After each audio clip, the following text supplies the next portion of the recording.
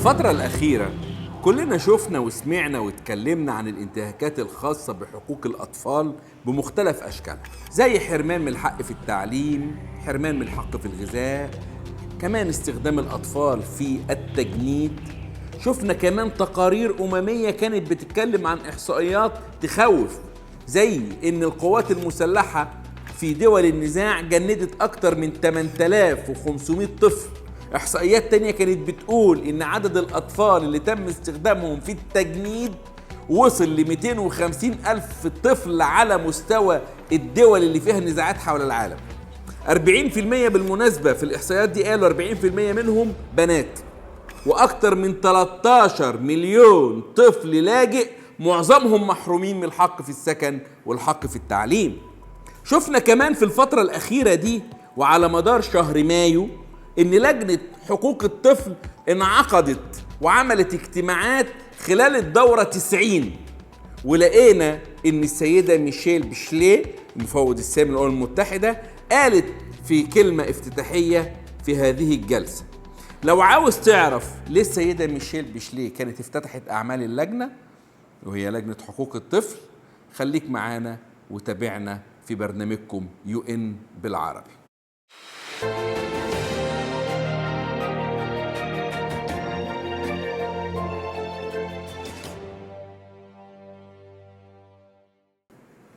خليني أقول لك إن الانتهاكات الخاصة بحقوق الأطفال والانتهاكات اللي بترتكبها كثير من الدول مش جديدة، وكمان اهتمام الآليات الدولية بحقوق الأطفال هي كمان مش جديدة، بل بالعكس كان فيه اهتمام، والاهتمام ده بيرجع لأكتر من 100 سنة فاتت من وقت صدور أول وثيقة دولية متعلقة بحقوق الطفل، وهو إعلان جنيف اللي كان سنة 1924، ومرورا بالإعلان العالمي لحقوق الإنسان اللي كان سنة 1948، وإعلان حقوق الطفل اللي كان سنة 1959. الاهتمام الدولي بحقوق الطفل فضل مستمر وبيتطور واحدة واحدة لحد ما وصلنا للاتفاقية الدولية لحقوق الطفل اللي صدرت في نوفمبر سنة 1989. الاتفاقية دي كانت متميزة ليه؟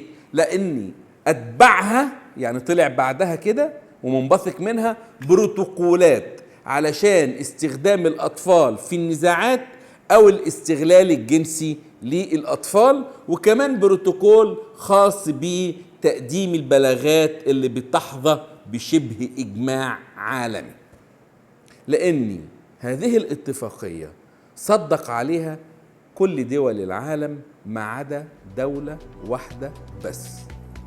الدولة اللي ما صدقتش على الاتفاقية الخاصة بحقوق الطفل هي الدولة اللي بتدعي احترامها لحقوق الإنسان على مستوى العالم، الولايات المتحدة الأمريكية حتى الآن لم تصدق على الاتفاقية الخاصة بحقوق الطفل. وآخر دولة انضمت للاتفاقية كانت جنوب السودان. لكن أكتر حاجة متميزة في الاتفاقية دي إن في المادة 43 منها أنشأت لجنة جديدة علشان تراقب مدى تنفيذ الدول الأطراف للاتفاقية، وكمان البروتوكولات الاختيارية بالنسبة للدول اللي انضمت ليها. لجنة الطفل أو CRC، اللجنة دي بتتكون من 18 عضو، وبيرأس هذه اللجنة حاليا السيدة ميكوكو أوتاني، ومن ضمن اللجنة عضوين عربيين هم المصري السفير جهاد ماضي والمغربية السيدة هند أيوبي إدريسي. ولجنة حقوق الطفل دي يا جماعة اللي احنا قلنا اختصارها ايه؟ CRC، بتعقد في السنة 3 دورات في جنيف، وليها كمان دورات بتعقدها ولكنها دورة عامة مدتها 3 أسابيع، ودورة تانية بتعملها للفريق العامل وبتعملها قبل الدورة بمدة أسبوع. لو رجعنا للدورة 90 بقى اللي عقدت في جنيف في الفترة من 3 مايو ل 3 يونيو 2022، وزي ما قلنا في المقدمة ان اللي افتتح الدورة دي كانت المفوضة السامية للأمم المتحدة السيدة ميشيل بيشليه، وكان ليها كلمة، وكمان كان في كلمة من رئيس شعبة اللجان واليونيسيف، وده أمر مش عادي، يعني حاجة طارئة. السيدة بيشليه قالت في افتتاح الجلسة إنه خلال جائحة كورونا فقط أكتر من 1,300,000 طفل حول العالم أحد والديهم على الأقل، يعني فقد أبوه أو فقد أمه أو الأوصياء عليهم حتى، وده كان في سنة واحدة. وده أمثلة في أفغانستان وميانمار وأوكرانيا واليمن وغيرها من مناطق النزاع. ظل الأطفال بيعانوا من أخطر عواقب الحرب. علاوة على كده كمان استمرت آثار تغير المناخ في تهديد أهم الحقوق الأساسية لكل طفل في كل بلد حول العالم. بيشليه كمان قالت إنه كان في قصور في وصول التغطية الصحية لكافة الأطفال، وده تسبب في ارتفاع معدلات وفيات الأطفال وبالذات الأطفال الرضع. وكمان في حوالي 80 مليون طفل دون سن عام، يعني في حدود سنة، في خطر متزايد للإصابة بأمراض يمكن الوقاية منها لو الأطفال دول خدوا اللقاحات. في مجال التعليم الجائحة تسببت في غياب ما يقرب من 150 مليون طفل عن التعليم، وإن في 23 دولة ما فتحتش كل مدارسها، وده تسبب في زيادة خطر التسرب التعليمي. كمان رئيسة اللجنة قالت إن الحرب في أوكرانيا بتهدد حقوق الأطفال وممكن تتسبب في انتهاكات جسيمة لحقوقهم، وإن اللجنة خلال الفترة اللي جاية هتشتغل على كيفية توقف هذه الانتهاكات الجسيمة الخاصة بحقوق الطفل. لكن هنا هم بيركزوا على حقوق الطفل في مناطق النزاع، وقالت إن اللجنة هتشارك في أعمال وضع مذكرة توجيهية تبعتها للأمم المتحدة بشأن تعميم مراعاة حقوق الطفل. عاوز أقول لكم كمان إن من الحاجات المتميزة في لجنة حقوق الطفل إنها بتسمح للأطفال إن هم يشاركوا في استعراض اللجنة في تقارير الدول الأطراف، ومن خلال تقديم مذكرات وتقديم عروض شفوية خلال اجتماعات الفريق العامل اللي بتتعمل قبل الدورة. وكمان الأطفال دول يقدروا يشاركوا في الاجتماعات الخاصة مع أعضاء اللجنة والأعضاء المراقبين في الجلسات. كل ده للأطفال ممكن يشاركوا ويحضروا مع أعضاء اللجنة ومع المنظمات. كمان بيشارك الأطفال في جلسات النقاش العامة اللي بتعملها اللجنة في يوم واحد مرة كل سنتين.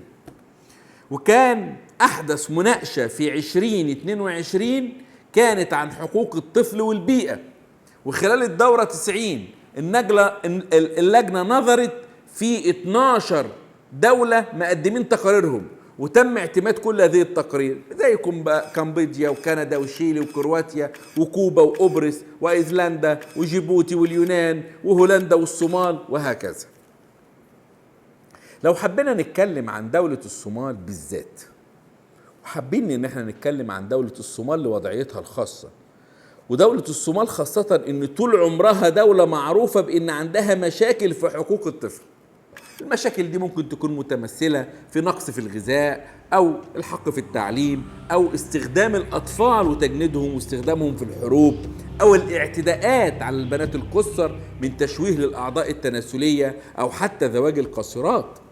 دايما حكومة الصومال كانت بتقول إنها بتتخذ إجراءات لتحسين الأوضاع، ودايما كانت حكومة الصومال كمان بتقول إن نقص التمويل بسبب الحروب الأهلية أو انتشار الإرهاب أو غياب المساعدات من الجهات المانحة ده اللي كان بيعيق حكومة الصومال عن تحسين أوضاع حقوق الطفل.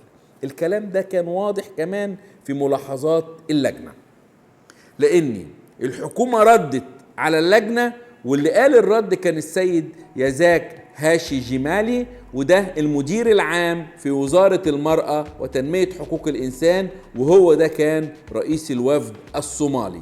رد وقال إن من أهم مهام الحكومة إن هي تحط خطة عمل وطنية للأطفال في الصومال. وقال كمان إن الوفد الصومالي شايف إن تشويه الأعضاء التناسلية للإناث هو مشكلة خطيرة، وقال إن إحنا عندنا إرادة قوية وجادة إن إحنا نعالج هذه المشاكل اللي هي المشاكل الخاصة بتشويه الأعضاء التناسلية. وقال كمان إن في مشروع قانون بيقدم للبرلمان. وفي ختام عرض ملف الصومال وبعد ما تبادلوا المعلومات من الحضور والخبراء والمنظمات ورد الحكومة الصومالية، جت السيدة هند إدريسي في ملاحظاتها الختامية وقالت إن الصومال صحيح عندها انتهاكات بالفعل وفي تحديات صعبة قدامها قدام الحكومة يعني، لكن كمان عندها خطط واعدة. ولكن كمان قالت إن لازم ويجب ومن الضروري على الحكومة إن هي تقوم بإجراءات عاجلة وإجراءات تنفيذية علشان تحد من الانتهاكات في حق الأطفال. كنت معكم أنا أيمن عقيل وده برنامج يوم بالعربي.